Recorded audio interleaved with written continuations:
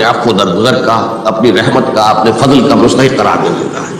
لیکن دنیا میں قوم کی حالت نہیں بدلتی جب تک اجتماعی توبہ نہ ہو۔ آج میں چاہتا ہوں کہ اس توبہ کے موضوع پر کچھ عرض کروں۔ یا ایھا الذین آمنوا توبوا الی اللہ توبۃ نصوحا، اہل ایمان اللہ کی جناب میں توبہ کرو خلوص کے ساتھ، اخلاص کے ساتھ۔ توبۃ النصوح، زبانی کلامی نہیں، توبہ کی تسبیح نہیں، بالفعل توبہ۔ عسیٰ ربکم ان یکفر عنکم سیئاتکم، امید ہے تمہارا رب تمہاری برائیوں کو تم سے دور کر دے گا۔ یہ توبہ کی تاثیر ہے۔ وَيُدْخِلَكُمْ جَنَّاتٍ تَجْرِي مِن تَحْتِهَا الْأَنْهَارُ، اور تمہیں داخل کرے گا ان باغات میں جن کے دامن میں ندیاں بہتی۔ ترمذی اور ابن ماجہ میں حضرت انس بن مالک رضی اللہ تعالی عنہ سے روایت ہے، حضور نے فرمایا تمام بنی آدم خطا کار ہیں، خطا کار بھی نہیں، بہت خطا کار ہیں، بہت خطا کار، لیکن ان خطا کاروں میں بہتر لوگ وہ ہیں جو خوب توبہ کریں۔ غلطی ہو گئی توبہ کریں۔ اور ایک اور حدیث میں آپ کو بتاؤں گا، یہ نہیں ہے کہ پھر کبھی وہ غلطی نہ ہو، اس وقت آپ یہ لگا لیں اپنے اوپر یہ کام میں نے نہیں کرنا، اور ایک دفعہ وہ کام چھوڑ دیں تو توبہ ہو گئی۔ پھر اگر کچھ عرصے کے بعد پھر کہیں آپ جذبات کی رو میں بہ گئے، پھر کہیں کوئی برے اثرات جو ہے وہ پڑے، پھر غلطی کوئی بات نہیں، پھر ہو گیا، پھر توبہ کر۔ تواب اسی لیے کا بار بار توبہ کر۔ دوسری حدیث ابن ماجہ اور بہقی میں ہے، حضرت عبداللہ ابن مسعود رضی اللہ تعالی عنہ، التائب من الذنب کمن لا ذنب له، گناہ سے توبہ کرنے والا ایسے ہے جیسے اس نے کبھی گناہ کیا ہی نہیں۔ دھل جاتی ہے، تختی دھل گئی، بچے نے تختی لکھی تھی اس کو دھو دیا، ختم ہو گیا۔ ایک حدیث تو پڑھ کر میں بھی چونکا، والذی نفسی بیدہ لو لم تذنبوا لذهب اللہ بکم ولجاء بقوم یذنبون فیستغفر اللہ فیغفر لهم، اگر تم لوگ گناہ نہ کرتے تو اللہ تمہیں ختم کر کے کوئی اور ایسی مخلوق پیدا کرتا کہ جو گناہ کرے اور پھر وہ توبہ کرے اور اللہ سے معاف۔ یہ اصل میں اسلوب ہے بیان کا، بتانے کے لیے کہ تمہارے دلوں کے اندر مایوسی کا غلبہ نہ ہو۔ اگر گناہ نہ ہوتا اور پھر توبہ نہ ہوتی اور میں اس کو معاف نہ کرتا تو میری شان غفاری کا ظہور کیسے ہوتا؟ میری شان ہے نا، غفار بھی ہوں، ستار بھی ہوں، اس کا ظہور کیسے؟ اسی سے ملتی جلتی ایک حدیث ہے، یہ امام احمد اور امام بہقی لائے ہیں، اور اس کے راوی حضرت علی ہے رضی اللہ تعالی عنہ۔ اللہ تعالیٰ کو بہت محبت ہے، یحبو۔ اب دیکھیے ایک طرف وہ آیات ذہن میں لائیے، اللہ تعالیٰ کن سے محبت کرتا ہے؟ اللہ محبت کرتا ہے اپنے ان بندوں سے جو اس کی راہ میں جنگ کرتے ہیں، صفے باندھ کر گویا سیسا پلائی ہوئی دیوار ہے۔ یہ ہے مثبت کام، نیک کام، محسنین، اللہ کی راہ میں قتال کرنے والے۔ یہاں اس کے برعکس کہا جا رہا ہے ان اللہ یحبو، اللہ تعالیٰ محبت کرتا ہے اپنے اس بندے سے، العبد المومن، جو مومن ہو۔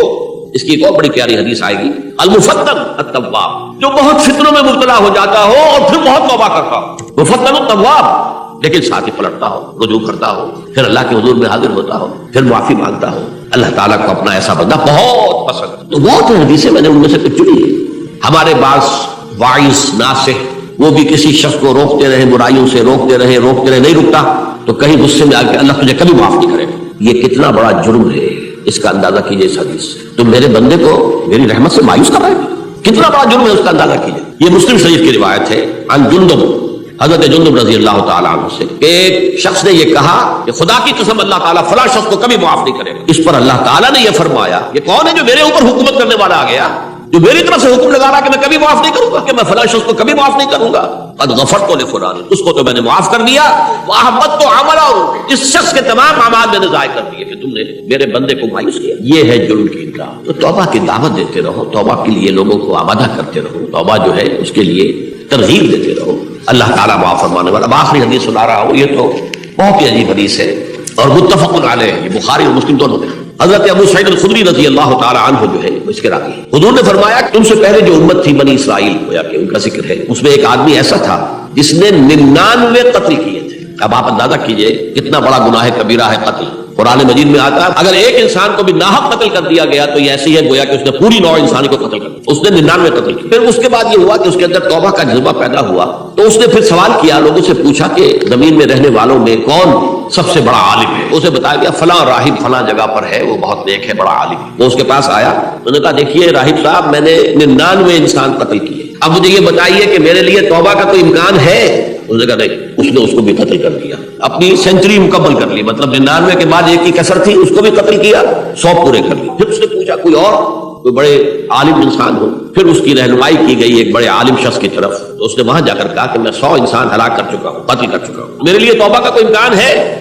کیوں نہیں، 100 قتل کیے تب بھی کیا، توبہ کا راستہ دروازہ کھلا ہوا، جب تک کہ وہ گھنگرو نہیں بج رہا، उस वक्त तक तुम्हारे तौबा का दरवाजा खुला हुआ है। तुम्हारी तौबा के दरमियान और तुम्हारे दरमियान कौन हाइल हो सकता है? तौबा का दरवाजा खुला है। लेकिन साथ ही कहा तुम ऐसे करो, जहां तुम रहते हो वहां ना जाओ वापस, वहां का माहौल अच्छा नहीं है, माशरा अच्छा नहीं है, हो सकता है कि तुम तौबा पर कायम न रह सको। तुम फला जगह चले जाओ, वहां अच्छे लोग आबाद हैं, उनमें जाकर रहो। वहां ऐसे लोग आबाद हैं जो अल्लाह की बंदगी करते हैं, तो तुम उनके साथ मिलकर अल्लाह की बंदगी और परस्तिश करो। अपनी जमीन की तरफ, अपने वतन में वापस मत जाओ, वो बुरी जगह है। तो वो चल पड़ा, हिजरत कर रहा है, उस जगह जा रहा है जहां का राहिब ने बताया था। जब आधा रास्ता उसने पूरा कर लिया, अब वो जहन्नुम के फरिश्ते भी आ गए उसकी जान कब्ज करने को, और जन्नत के भी आ गए। रहमत वाले जो फरिश्ते हैं, जन्नत वाले, उन्होंने कहा ये शख्स तौबा करके अल्लाह ताला की तरफ हिजरत कर रहा था, इसलिए इसकी नियत की बुनियाद पर अब ये जन्नती है, लिहाजा इसकी रूह हम कब्ज करें। अज़ाब वाले फरिश्ते हैं, वो कहेंगे तूने तौबा के बाद कोई नेक अमल तो किया ही नहीं, तो किस बुनियाद पर उसको तुम जन्नत में ले जाओगे? उसको तो दोज़ख में जाना चाहिए। तो उनके पास अल्लाह ने एक और फरिश्ते को भेज दिया,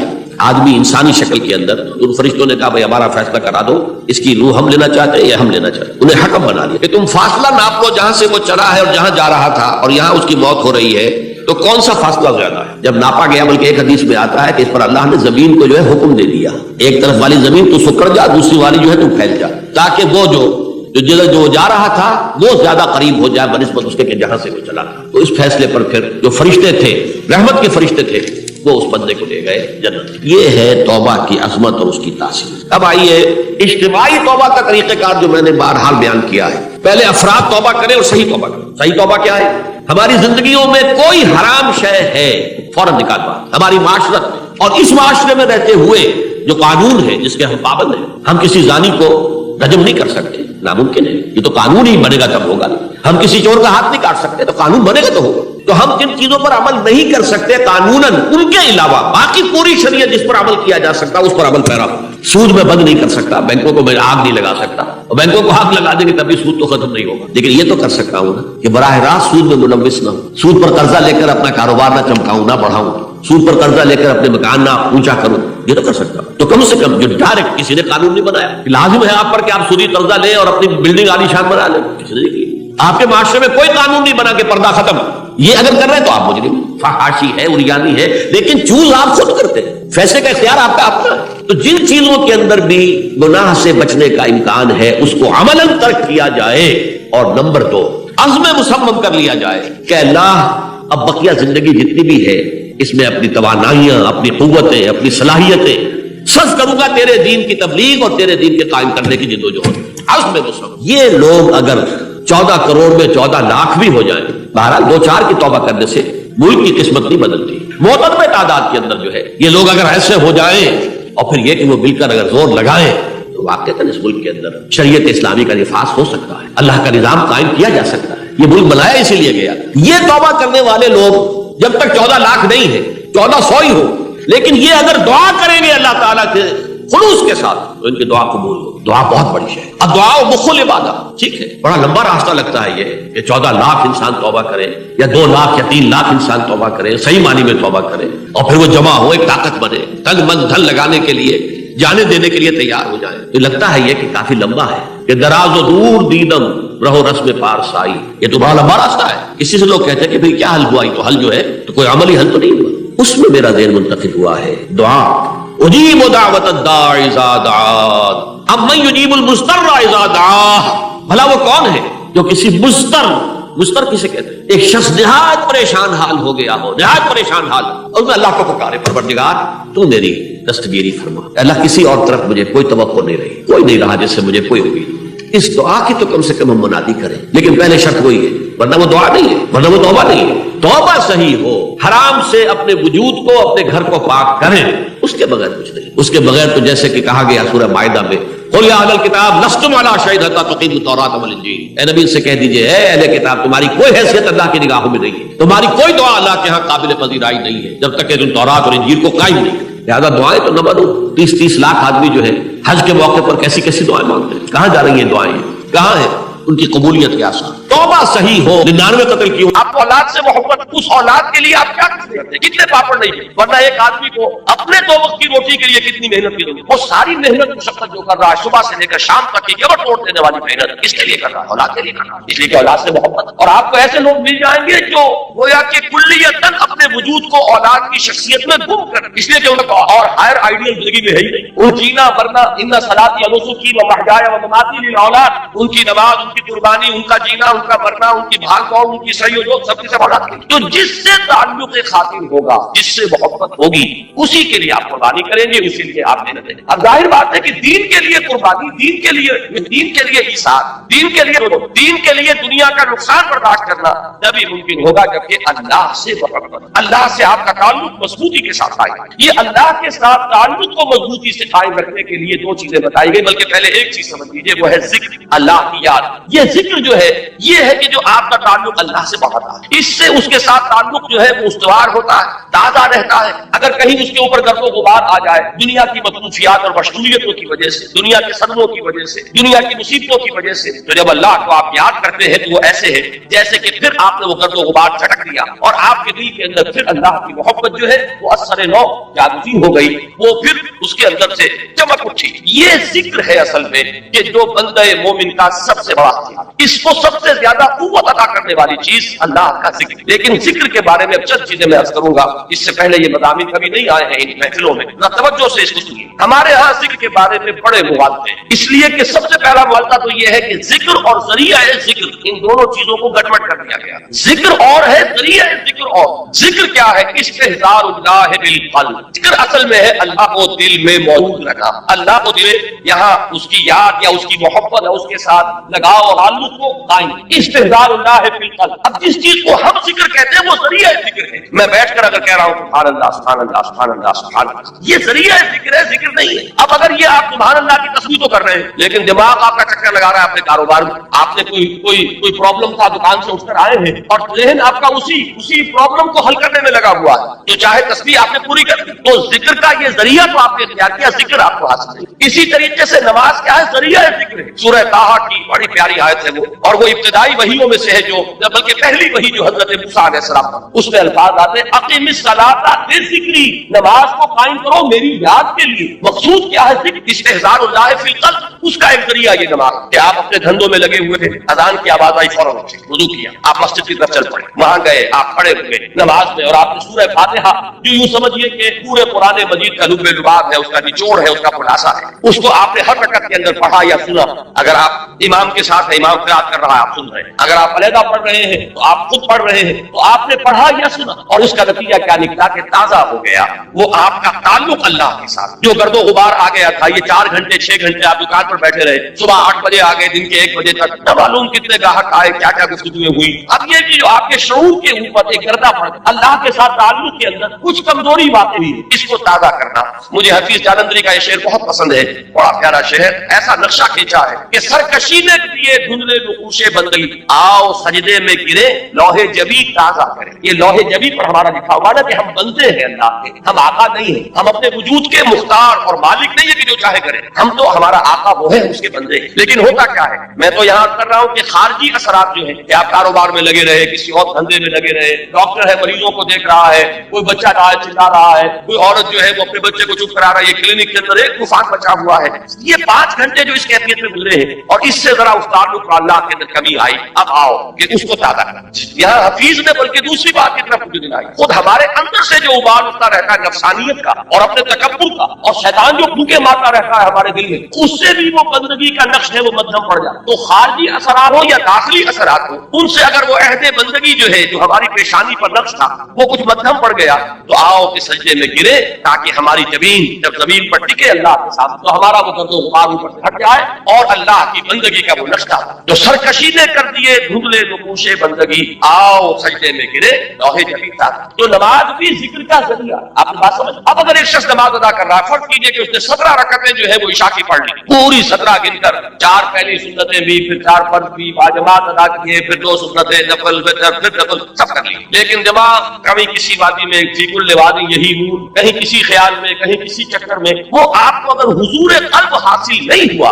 तो जिक्र हासिल नहीं हुआ। इसके ये माने नहीं कि नमाज बेकार गई, یہ ہے بالکل منکرین سنت اور منکرین حدیث کی انتہا تک بات کو لے جائے. آپ کی نماز ضائع نہیں جائے گی، اس لیے کہ آپ نے جو یہ مشقت جھیلی عشاء کی نماز ہے، اس وقت تو آپ کا جسم تھکا ہوا تھا، جسم جو اندر سے تقاضا کر رہا تھا کہ جاؤ لیٹ جاؤ آرام کرو. یا ممکن ہے کہ یہ تقاضا ہو رہا ہو کہ آج فلاں ڈرامہ آ رہا ہے ٹیلی ویژن پہ، چلو بیٹھو اس کو دیکھو. اس وقت اگر آپ تمام چیزوں سے منہ موڑ کر آئے، مسجد میں آپ نے حاضری دی، 17 رکعتیں آپ نے ادا کی. اللہ ظالم نہیں ہے کہ آپ کی اس مشقت کو وہ ان ریوارڈڈ رہنے دے. اس کی اجرت ملے گی، اس کا اجر ملے گا، اس کا ثواب ملے گا. آپ نے فرض سمجھا تو آئے نا. اللہ تعالیٰ کی طرف کے جناب میں آپ نے اپنے ایمان کا ایک ثبوت تو فراہم کیا کہ میں نے سمجھا ہے کہ یہ نماز فرض ہے، لہذا میں یہاں حاضر. اس لیے یہ نہ سمجھیے کہ یہ نماز ضائع جائے گی، ضائع نہیں جائے گی. فرض ادا ہو گیا، اس کا اجر و ثواب آپ کو ملے گا.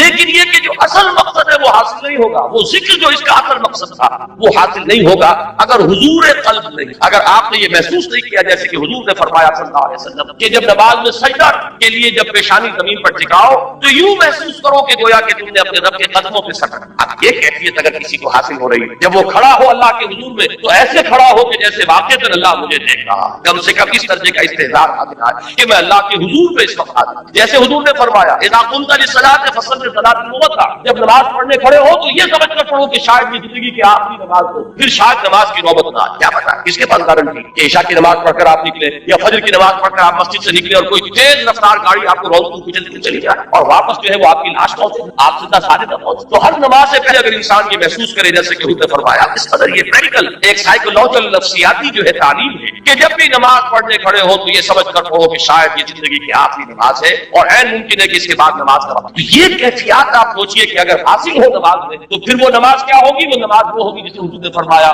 کہ الصلاۃ معراج المومنین، یہ نماز اہل ایمان کے حق میں معراج کے دن، اس میں ہم کلام ہوتے ہیں آپ اللہ سے جیسے کہ حضور ہم کلام ہوئے معراج اللہ تعالیٰ کے ساتھ. تو یہ نماز کا ذریعہ. اب میں ایک بات کہہ رہا ہوں تیسرے نمبر پر، یہ سبحان اللہ سبحان اللہ سبحان اللہ یہ بھی ذکر کا ذریعہ. نماز پڑھتے ہیں آپ، یہ بھی ذکر کا ذریعہ. البتہ ایک چیز وہ ہے کہ جو مجسم ذکر ہے، ذکر کا ذریعہ نہیں، ذکر مجسم ذکر. قرآن مجید نے الذکر کا لفظ کس کے لیے استعمال کیا ہے؟ علم کے لیے. یہ آیت آپ نے بارہا سنی ہوگی، اِنَّا نَحْنُ نَزَّلْنَا الذِّکْرَ وَإِنَّا لَهُ لَحَافِظُونَ. ہم نے ہی اس الذکر کو نازل دی. ریممبرنس قرآن ہے، یہ جو الذکر ہے سراپا ذکر ہے، ہماتن ذکر. لہذا ذکر جو ہے اب میں نے جہاں سے عام طور پر ذکر کا اطلاق ہوتا رہا اس سے میں ریورس آرڈر میں لے کر آیا کہ یہ تو معلوم ہے کہ سبحان اللہ کی تسبیح کرنا یہ ذکر، لیکن نماز کے بارے میں شاید یہ سامنے نہ ہو کہ یہ ذکر کا جامع ترین ذریعہ اور اس سے آگے یہ چینوں سے اوجل ہو چکی ہے کہ کل ذکر، ہماتن ذکر، مجسم ذکر، سرتاپا ذکر وہ قرآن مجید. اب اس آیت میں آپ دیکھیے وہ اس آرڈر کے بعد آئی اتل ما اوحی الیک من الکتاب. سب سے پہلے جو سب سے اہم حصہ ہے ذکر کا اس سے یہاں بات شروع کی گئی. قرآن کی تلاوت سے بڑا ذکر کوئی. قرآن کی تلاوت دعا کے بارے میں فرمایا گیا ہے کہ دعا رخ العبادہ، دعا هو العبادہ. دعا جو ہے وہ عبادت کا جوہر ہے، نچوڑ ہے. لیکن حضور نے فرمایا کہ جس شخص کو قرآن مجید کی تلاوت نے دعا سے روکے رکھا اس شخص کو اللہ تعالیٰ دعا کرنے والوں سے بہت زیادہ عطا، یعنی اسے دعا نہیں بلکہ وہ قرآن مجید ہی کی تلاوت میں لگا، دعا کی طرف توجہ نہیں ہوئی. اب جو مانگنے والے ہیں، دعا کرنے والے ہیں، جو کچھ اللہ تعالیٰ انہیں عطا فرمائے گا ان سے کہیں بڑھ کر انہیں دے گا کہ جو مشغول رہے تلاوت. تو سب سے بڑا ذکر قرآن جو مجسم ذکر ہے، جس کے لیے بطور علم یہ لفظ آیا ہے الذکر، یہ گویا کہ پراپر ناؤن ہے اس کے لیے. الذکر انا نحن نزلنا الذکر وانا له لحافظون وانزلنا الیک الذکر لتبین للناس ما نزل الیہم. اے نبی، یہ الذکر ہم نے آپ کی طرف اس لیے نازل کیا کہ جو چیز ہم نے لوگوں کے لیے اتاری ہے اس کو آپ اوپر واضح کریں، اس کی تبیین فرمائے، اس کی توضیح فرمائے، اپنے قول سے اپنے عمل سے اس کی وضاحت کریں. وہاں بھی لفظ الذکر آیا قرآن کے لیے اور یہ متعدد آیات اور بھی، لیکن اب وقت نہیں ہے کہ میں ان سب کو کوٹ کروں. تو اب ذکر کو یوں سمجھیے، آج اس موضوع پر پورے طور پر اس کا احاطہ کر کے پوچھیے. ایک بات تو ہمیں یہاں سے معلوم ہو گئی کہ ولا ذکر اللہ اکبر، یقیناً اللہ کا ذکر سب سے بڑی شے، بہت بڑی شے نہیں، اکبر ہے افعال التفصیل، سب سے بڑی شے. اس راہ میں صبر کے لیے، اس راہ میں استقامت کے لیے، اس راہ میں پابندی کے لیے، اللہ کے دین کے لیے ایثار اور قربانی کرے انسان اور دل پشمردہ نہ ہو بلکہ اور خوشی اور اس کے اندر جو ہے اس کے دل کی کلی کھلتی کہ اللہ کی راہ میں یہ تکلیف بھی آئی. رہے نصیب کہ اللہ نے ہمیں قابل سمجھا کہ ہمیں اپنی راہ کی تکلیف کے لیے منتخب کرو.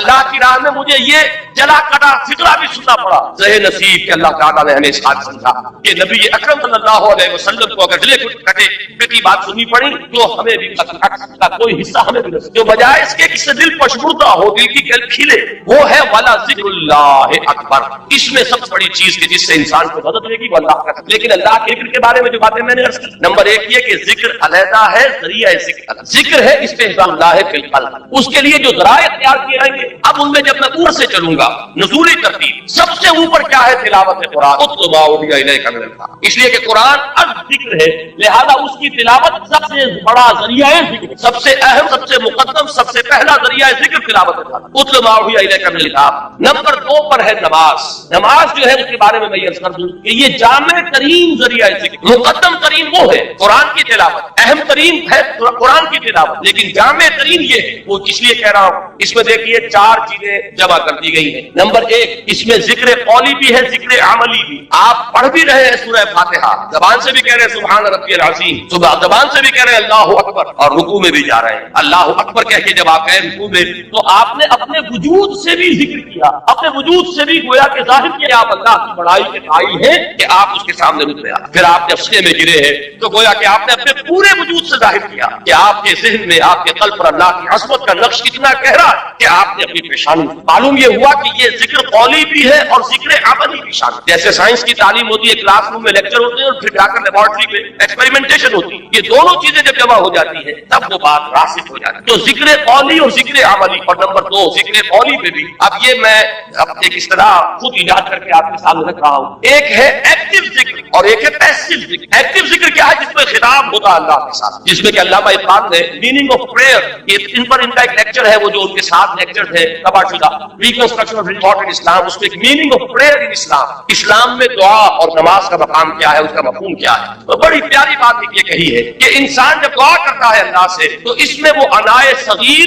انائے کبیر کے بالکل سامنے آ جاتا ہے۔ ایک تو یہ ہے کہ آپ جملہ خبریہ کی شکل میں اللہ اکبر اللہ اکبر اللہ اکبر آپ نے 24 مرتبہ کہا، اللہ سب سے بڑا ہے، اللہ سب سے بڑا ہے، اللہ سب سے بڑا ہے، یہ غائب کے سیدھے میں بات ہو رہی ہے، اس میں خطاب نہیں ہے، اس لیے میں اس کو کہتا ہوں پیسو ذکر۔ اور ایک ایکٹیو ذکر ہے جس میں آپ اللہ سے ہم کلام ہوتے ہیں، ایاک نعبد و ایاک نستعین اہدنا الصراط المستقیم، یہ کیا ہے؟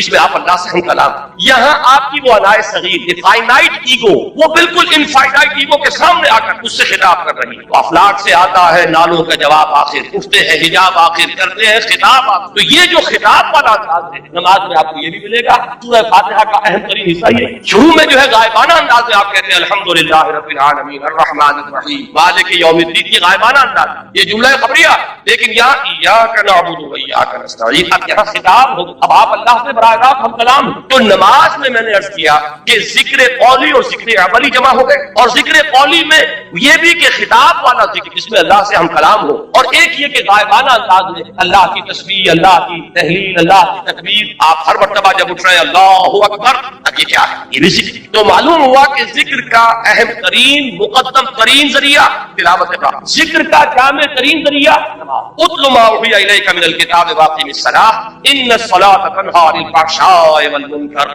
یقینا نماز روکتی ہے فحشاء سے اور منکر سے۔ اب یہاں پہ تھوڑی بات کروں گا، اس وقت میری آج کی گفتگو کے بعد سے یہ بات ضمنی ہوگی، اس لیے کہ کافی دور تک پہنچنا ہے ہمیں۔ کہ عام طور پر لوگ دن میں رہتا ہے کہ صاحب یہ نماز بھی پڑھتے ہیں، لیکن نماز کے ساتھ لوگ 420 بھی کرتے ہیں، نماز بھی پڑھتے ہیں جھوٹ بھی بولتے ہیں، نماز بھی پڑھتے ہیں بلیک مارکیٹنگ بھی کرتے ہیں، نماز بھی پڑھتے ہیں یہ بھی کرتے ہیں۔ ہمارے معاشرے کا اور نوجوان نسل میں جو ابا اور جو بغاوت پیدا ہوئی ہے دین سے، میں بربرا یہ کہتا ہوں کہ یہ ان مذہبی لوگوں کا رد عمل بھی جنہیں وہ اپنی آنکھوں سے دیکھیں کہ ہمارے ابا جان نماز میں تو بڑے پکے ہیں، لیکن اتنے ہی پکے جو ہیں وہ دکان پر جھوٹ بولنے میں بھی۔ ظاہر بات ہے کہ بیٹے سے تو چھپی ہوئی بات نہیں، آپ کسی سے چھپا لیں